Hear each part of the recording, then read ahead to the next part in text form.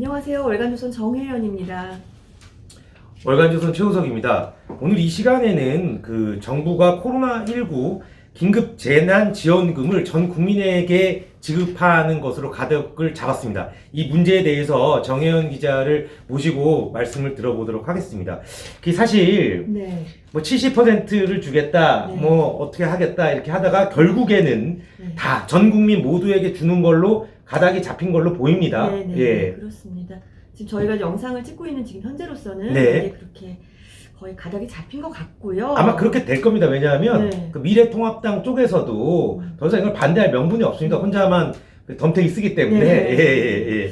근데 문제는 이게 이제 국채 발행 얘기가 나왔거든요. 이제 네. 추경 예산안에서 예를 들어서 용도 변경이나 이런 걸로 한계가 있기 때문에. 그렇겠죠. 예. 그럼 국채라는 것은 결국 그 나라의 빚인데. 그렇죠. 그 나라 빚이 우리가 늘어도 안전한 국가인지에 대해서 오늘 한번 얘기를 나눠보려고 합니다. 네. 이번에 코로나 사태뿐만이 아니고요. 네. 문재인 정부 들어서 나라 빚은 계속 늘었습니다. 그렇죠. 그러니까 GDP 대비 국가 채무에 대해서 얘기를 하고 싶은데요. 네. 2018년에 38.2%였는데 2019년에 39.5%로 늘었습니다. 네. 올해는 벌써 40%가 넘었고요. 네. 이제 금융위원장을 지낸 전광우 세계경제연구원 이사장은 코로나 대응을 위해서 계속 추경을 계속 편성할 경우에 네. 그러니까 지금 이게 일회적으로 지원하는 것이 아니라 네. 만약에 지원금을 더 지급해야 된다. 네. 두 번, 세 번 만약에 할 경우에 네. 그러면 이제 돈이 필요하잖아요. 그렇죠. 그래서 만약에 국채를 또 발행하거나 할 경우 최대 올해 GDP 대비 국가 채무가 43%까지 될 수 있다고 이제 경고를 한 상황입니다. 그러니까 쉽게 말해서 나라 빚이 이제 문재인 대통령이 집권하고 난 3년 만에 4%포인트가 증가했다. 굉장히 많이 늘어난 거죠. 네, 그렇죠. 사실 이게 나라 빚에 대해서 얘기를 하려면 네. 개인 같은 경우는 저축이 많고 네.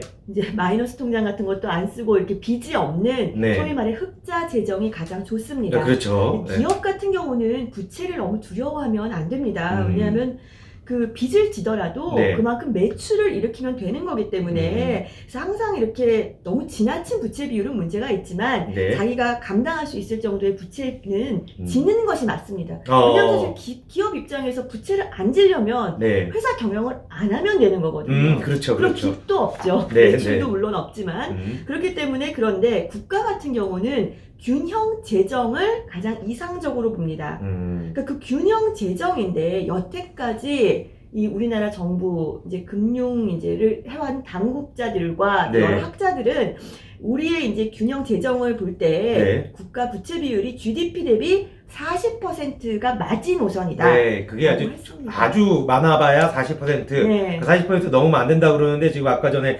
말씀하셨죠. 금융위원장을 지낸 정광우 세계경제연구원 이사장이 네. 이 소위 말하는 재난지원금, 네, 네, 코로나19로 네. 인한 재난지원금을 두 번, 세 번 줄 경우에 43%까지 될 수 있다. 라고 얘기를 했습니다. 네.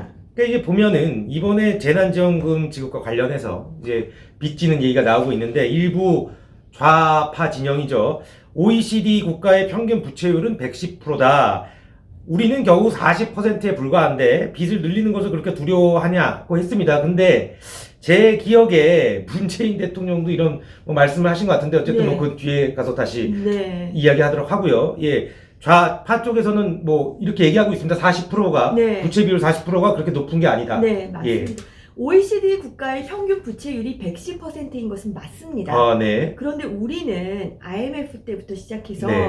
그때는 한 GDP 대비 부채율이 한 20%, 네. 이명박, 박근혜 정부 때는 한 30% 네. 중반 정도에서 그 선에서 유지를 해왔어요. 네. 왜냐면 경제는 이제 경험의 과학입니다. 그렇죠. 그러니까 이제 정부 당국자들과 이제 다른 분들이 연구를 하고 또 네. 실제 국가를 운영해 보니까 네. 외국에서 우리나라 신인도가 떨어지지 않고 또 우리가 편하게 운용할 수 있는 규모가 네. GDP 대비 40% 이하다라고 해서 여태까지 이 이상을 넘지 않기 위해 노력을 해온 겁니다. 그렇죠. 그렇죠. 그런데 이제 문재인 대통령 박근혜 정부 때죠. 네. 네, 그때 좀 다른 말씀. 그러니까 드렸죠. 제가 아까 전에 이제 말씀드린 겁니다. 이제 문재인 대통령이 과거 박근혜 정부 때입니다. 2015년 국가 채무 비율이 GDP 대비 40%를 넘었다. 재정 건정성을 지키는 마지노선이 깨졌다면서 맹 공격을 했습니다. 이제 문재인 대통령이 박근혜 대통령 공격한 네. 거죠. 네. 그때 당시에 문재인 대통령은 아마 이제 그 지금 더불어민주당의 전신인 어떤 뭐 민주당 전에 아마 대표였을 겁니다. 네, 맞습니다. 그런데 이제 정작 본인 때에는 나라 빚이 GDP 대비 40%가 됐는데 우리나라만 40%가 마지노선인 근거가 뭐냐고 이제 이제 경제 관료들한테 따졌다고 하더라고요. 네, 그렇죠.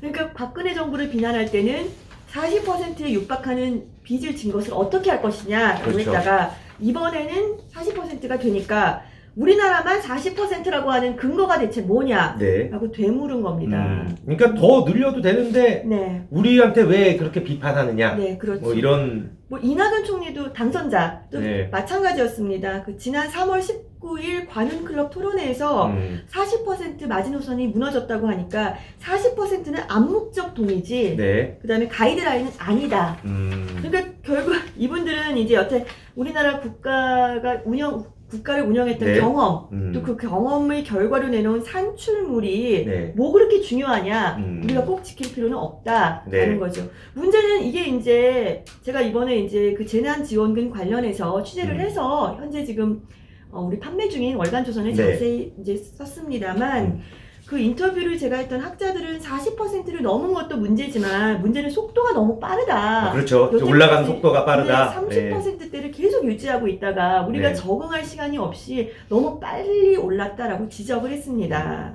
그러니까 문재인 정부는 이제 돈과 관련한 거는 좀 이렇게 속도가 빠른 것 같아요. 이제 최저임금도 이제 비슷한 상황으로 볼 수 있는데 최저임금도 오르면 당연히 좋습니다. 올라야 하고요. 근데 이제 최저임금 인상률 이게 엄청 빠르다는 거잖아요. 그렇죠. 예.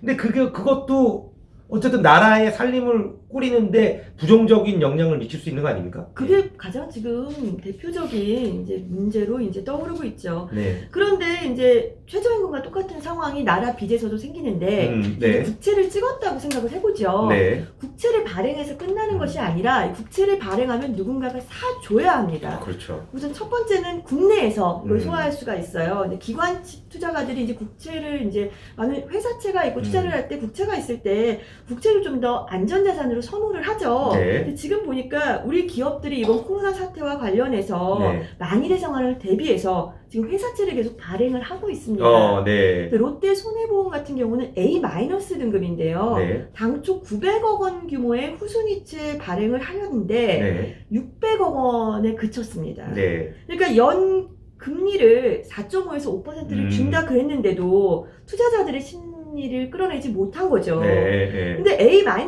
미만의 등급의 기업은 회사채 발행 자체를 시도하기가 어려운 상황입니다. 그렇죠. 당연하죠. 근데 예. 이런 상황에서 만약에 국채까지 발행을 하면 기관 투자가들이 회사채를 살 돈으로 국채를 사게 될 것이고 네. 이 얘기는 뭐냐면 민간으로 흘러 들어가야 할 돈이 네. 정부로 들어가는 것이다라는 겁니다. 또 만약에 그래서 우리나라 기업의 문제를 안 일으키고자 해외에서 투자자들이 우리를 다 사줄 거야, 국채를 사줄 거야 라고 네. 한다면 그런 생각을 하고 있다면 네. 자, 우리나라 빚이 지금 38, 39, 40 이렇게 쭉 43까지 올라가고 있는데 그것 또한 불과 3년 만에요. 네. 해외 투자자 입장에서 대한민국 국채가 그렇게 투자를 할 만큼 매력적으로 보일까요? 지금 보면 이제 과거 정부의 경제 전문가들 얘기 들어보면 지금 외국 기업도 다 나가고 있다는 거 아닙니까? 그런 상황에서 우리의 국채가 그들 이익을 추구하는 그들이 보기엔 매력적이지 않을 수 있다. 뭐 이런 말씀이신 거고. 네. 이제 보면 결국에 이 빚은 어떻게 해서든 내는 이 빚은 네. 받는 우리는 당장 좋을지 모르겠지만 네. 이 빚을 갚아야 하지 않습니까? 빚은 갚아야죠. 후세대한테 다 갈 것 같은데요. 네. 예. 그러니까 개인은 부모가 빚을 남기면 네. 빚 상속을 하지 않으면 됩니다. 네. 포기하면 되는데 네. 국가의 빚은 이렇게 포기할 수가 없습니다. 네. 누군가는 갚아야 합니다. 네. 그런데 이제 세금을 내야 할 지금 우리 저출산으로 아이를 낳지 않으니까 네. 세금 낼 사람이 없고 고령화는 가파르게 지속되고 있고 네. 또 이제 AI 이런 거에서 로봇 때문에 이제 일자리는 줄어들고 그렇죠. 있고 이런 상황에서 언제 누가 얼마만큼을 다 갚아야 할지 이제 막막한 상황인 겁니다. 그러니까 문재인 정부 다음에 네.